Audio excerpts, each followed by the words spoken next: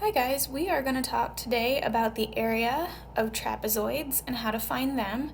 A trapezoid looks a little bit like a rectangle with two triangles on either end, and it looks a little bit like the Pizza Hut sign.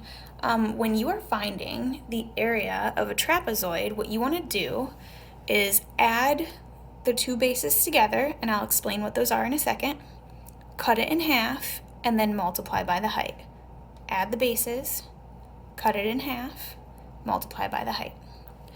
So when you're looking at a trapezoid and we're talking about the bases, we're talking about the two flat measurements. So in this trapezoid right here, I would have one of the bases be this 6-inch measurement, and then the other one would be this 10.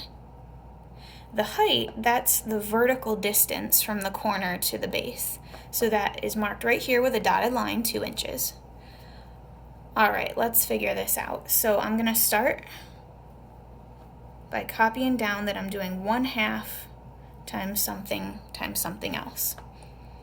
Okay, so in my parentheses from my formula up here, I have to add together the bases. So that would be 6 plus 10. That's 16. And then I want to find out what my height is. Well, that's the part right here, the 2. Okay, so what I'm going to do is take my 16, cut it in half. That makes 8. And then I'm going to drop this down, times 2. So overall, in this problem, my area turns out to be 16. And remember, your units for area are always squared. So this would be 16 square inches, or inches squared. Okay, here's a different example. This trapezoid looks a little bit different because it's kind of missing the other part over here, but that's okay. This formula still works. So let's take a look. My first step is that I need to add up the bases. So when I'm doing this, I'm going to copy down my 1/2, my parentheses, and I'm going to leave a little space for the height. Okay, my two bases that I'm going to add together are this 8 and the 12, which represents this bottom part. Well, 8 plus 12 is 20. And then I need the height over here. The height is marked by this. It's 3. Okay, I added the bases. Now let's cut it in half. So when I take half of 20, I get 10. And I'm just going to bring down my multiplication of 3.